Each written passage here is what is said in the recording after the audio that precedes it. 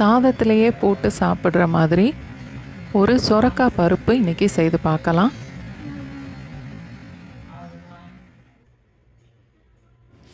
கால் cup அளவுக்கு பாசிப்பருப்பு 30 நிமிஷம் ஊற வச்சுருக்கேன். அதை இப்போ குக்கரில் சேர்த்துட்டு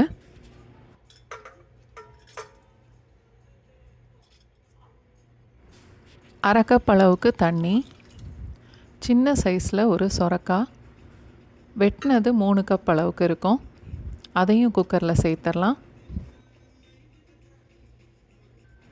பெரிய சைஸில் ஒரு தக்காளி வெட்டினது அரை கப் அளவுக்கு இருக்கும், அதோட இன்னும் கூட ஒரு அரை கப் தண்ணி சேர்த்துட்டு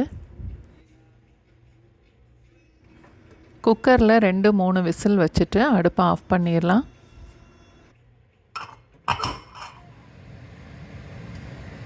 தாளிக்கிறதுக்கு 2-3 டீஸ்பூன் அளவுக்கு எண்ணெய் சேர்த்துட்டு நெய்யில் கூட தாளிக்கலாம். 1 டீஸ்பூன் கடுகு, அரை டீஸ்பூன் சீரகம்,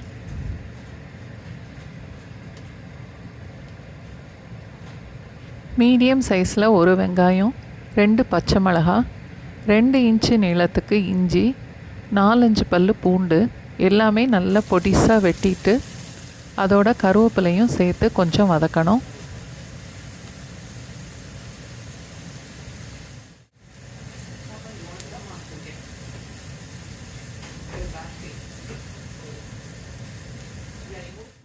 இப்போது வேக வச்ச பருப்பும் சொரக்காவும் சேர்த்துடலாம்.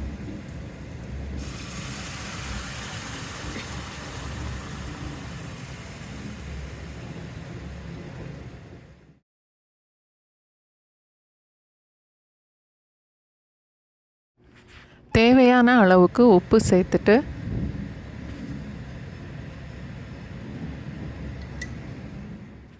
கால் டீஸ்பூன் மஞ்சத்தூள், 1/4 டீஸ்பூன் கரம் மசாலா,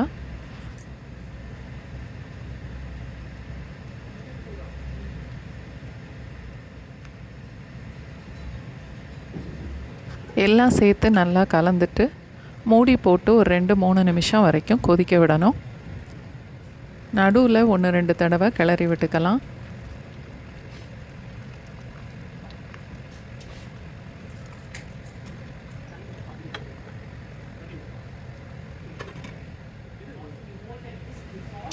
இந்த அளவுக்கு கெட்டியானதும் அடுப்பை ஆஃப் பண்ணிவிட்டு கொஞ்சமாக மல்லி இலையும் சேர்த்துட்டா சுரக்காய் பருப்பு ரெடி ஆயிரும். நீங்களும் கண்டிப்பாக ட்ரை பண்ணி பாருங்கள்.